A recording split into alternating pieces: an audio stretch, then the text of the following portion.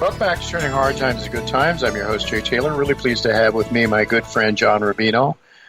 John is the author of several books, including The Dollar Collapse, the co-authored with James Turk, and he is a proprietor and author of many articles at dollarcollapse.com. Thanks for joining me again, John.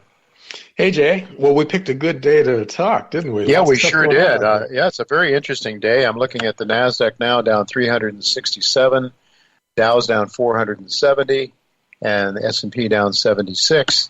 So, yeah, volatility is up. Almost everything is down. I was just saying a little bit ago that the only things I could find that's up we see on the livestock area, almost everything, even with the exception of live cattle, which is down a little bit.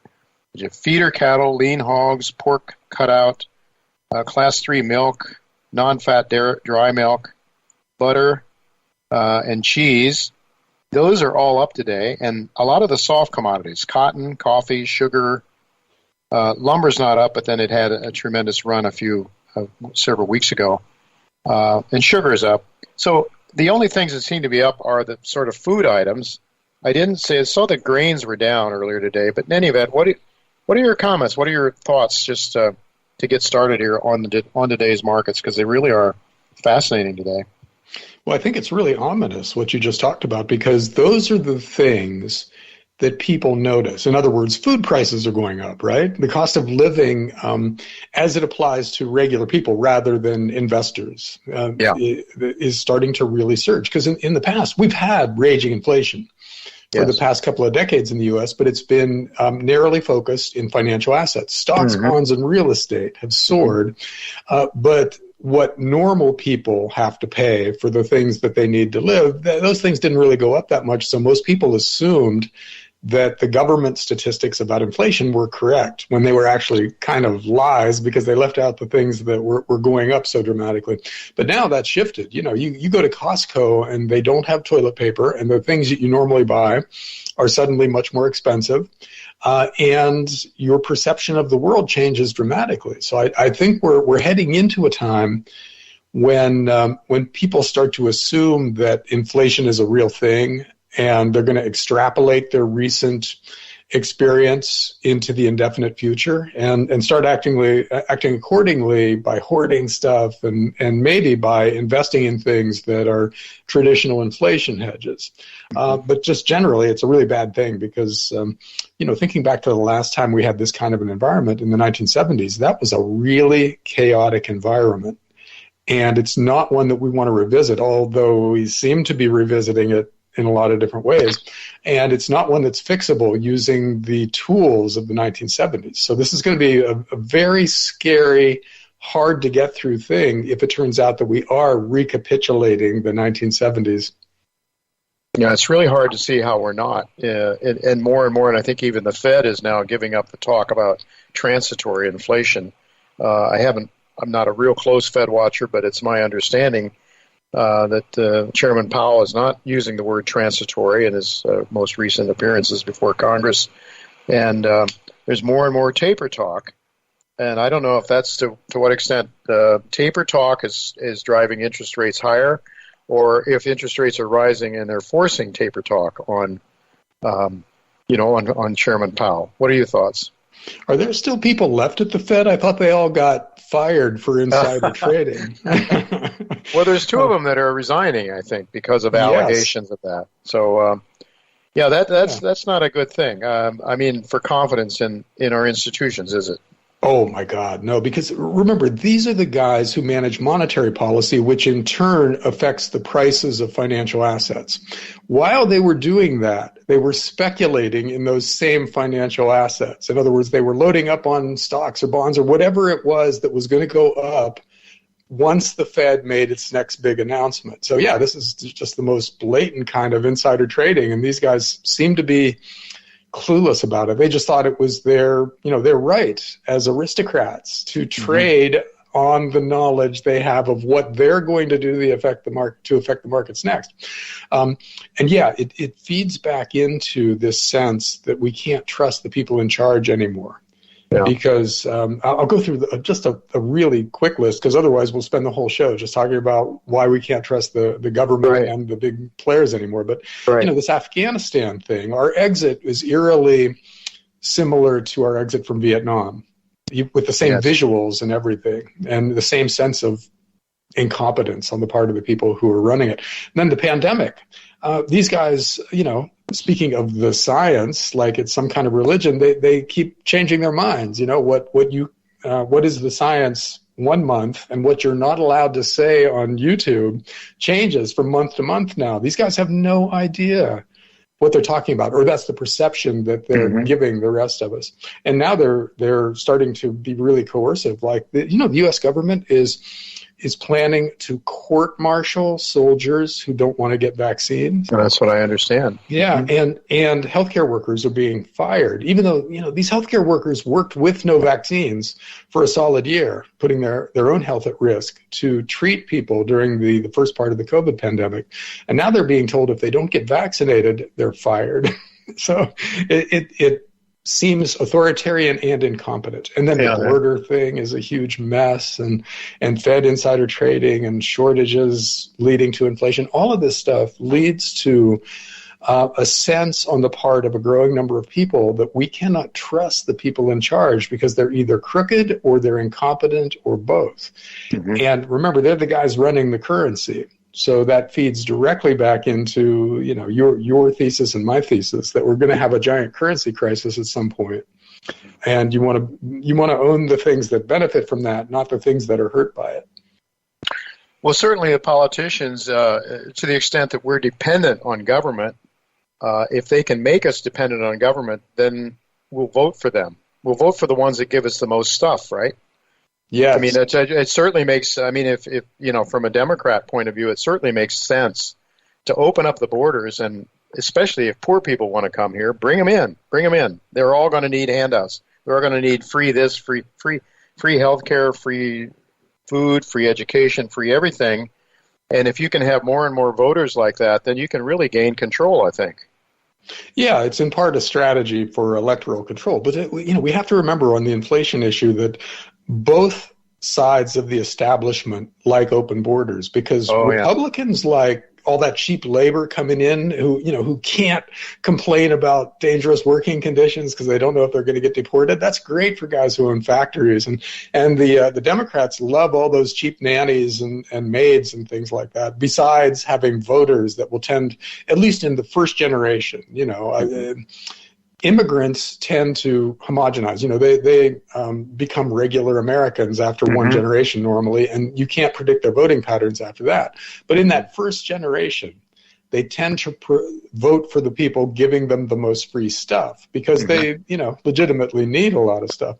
Sure. And that benefits the Democrats. So yeah, you can see why immigration is such a tough issue and why the Democrats in practice love open borders. They don't, say they do, but they behave as if they do. And these images of 10,000 Haitians coming over from Mexico and filling up some park under a bridge in Texas, that's not good for the Democrats, though, because it can't be chaotic. If it's going to happen, if open borders are going to happen, they have to happen in an orderly way, and it is not happening in an orderly way, which is part of the incompetence thing. They can't even cheat competently, really. They mess up everything they try. Even when they're trying something that's illegitimate, they don't do it smoothly and professionally. They just can't do it. Well, if they can keep it out of the news and keep people from knowing that things are happening. For example, I know that the Biden administration disallowed drones from flying over that bridge to take pictures and so forth, and I guess they backed away from that after a while. But as soon as that became known, they got those people out of there really fast. They got those 12,000 people, whatever it was, out of there and spread them over around the United States in different places. So whatever. I just wonder, though, John, these are political issues for sure, but it comes down, as you say, both Republicans and Democrats are to blame for all of this mess. And how are we going to pay for it? That's the question. And it's not as if it's not as if we're not already insolvent, essentially, with all of the trillions of dollars of debt that we have that can never be repaid in anything like the current value of the dollar, and that's going down very rapidly. But now the Democrats are trying to push a $3.5 trillion dollar, I think it's more of a welfare expenditure thing, through, and it's not as if Trump didn't do the same thing when he was president. So, I mean, we can't point fingers one party to the other and say that you're the bad ones and we're the good ones. No, it's sort of like when you can print money out of nothing. If you have that money tree from the Federal Reserve that can create, with keystrokes, endless amounts of money, then you can understand why AOC thinks there's no limit to what we can spend money on, right? But there are limits. We know from history there are limits, and this thing can't go on forever. Well, having an unlimited printing press has completely corrupted the political process, and by implication, the guys running the political process. Right. So, when the Republicans get into power, they immediately enact their wish list, which is massive corporate tax cuts and a big jump in military spending. When the Democrats come into power, their wish list, which they try to push through right away, is massive social spending, and then they borrow enough money to cover it. Then they have the Fed produce enough new currency to cover the interest on the debt that they had to take on, and so on. It doesn't matter who's in power. We get exactly the same thing mathematically. In other words, there's just as much currency creation under Republicans as Democrats. Right. And eventually it blows up the currency, and that's human history. You can go all the way back to the Roman Empire to see this exact same process playing out. Only now we have technology and we're global, which is not a good thing. I think it makes the eventual crisis that much worse, but it gives us an extra decade or two in which to play these games while all the central banks of the world are acting in concert. So when this blows up, it'll blow up like nothing in history has ever blown up. But the shape of the crisis will be pretty similar as to what happened, for instance, in the Roman Empire or France in the 1700s or Germany in the 1920s. It's going to look like that. It'll just be global and therefore much, much worse. Well, if it's global, right now the dollar is still, at this moment, still the world's reserve currency or the main international currency. Are we headed towards some sort of a single currency, do you think, John? Well, how do you think this is going to play out? With, Frank Holmes was here a couple of weeks ago talking about how the Chinese, with their digital currency, are looking to back it by gold. Alistair McLeod says, well, I don't know why they would do that. But any thoughts on how this will shake out? Well, the idea that anybody has a coherent plan at this point is probably over-optimistic. These guys, they've never done anything like this before. Right. No country has ever introduced a digital currency like the digital yuan or the Fed dollar or whatever they're going to call ours. So they don't really know about the unintended consequences of it, and they really just are winging it. So they're going to try lots of different things, I imagine, and none of them will work in the sense that it takes us back to a time of a healthy economy that grows organically without mountains of new debt. That's not a possibility as long as governments have control over the supply of these currencies. And when you look at the levels of control that are possible with, for instance, what China is trying to do, it's terrifying. So these new digital currencies are in reality going to be means of control. They're not going to be an improvement in monetary policy. They're going to be a way for the government to reach into your bank account and force you to obey. In other words, if you speak out against the next war that the government wants to prosecute, they can take money out of your bank account if they feel like it, or do all kinds of other things to your money with these new digital currencies. And they can track everything you do wherever you spend. It's going to be a mess. Yeah, that seems to be the fear. And I don't think the younger people really understand this to this extent. John, I think it's those of us who have brought up and have enjoyed the liberty, and we can look back and, in history and look at other things, other peoples in my lifetime. I mean, I was born right after World War II, and so it was pretty fresh in everybody's memory what happened in Germany and in dictatorships around the world during the Cold War. I think that the time has passed to such an extent that a lot of people don't really, it's not a reality to most of the younger people. When they've lived in good times, they can't foresee the idea that they wouldn't be able to do what they want to do when they want to do it. But it's really, so John, in terms of, we only have a few minutes yet, who's going to pay for this? I mean, tax the rich is what AOC is saying. Print more money is what we all expect will happen. And that creates inflation, which then sort of pushes the cost on the middle class, I would guess. I mean, to what extent is that rich going to pay for this thing? I mean, the history says the rich find ways to get out of paying.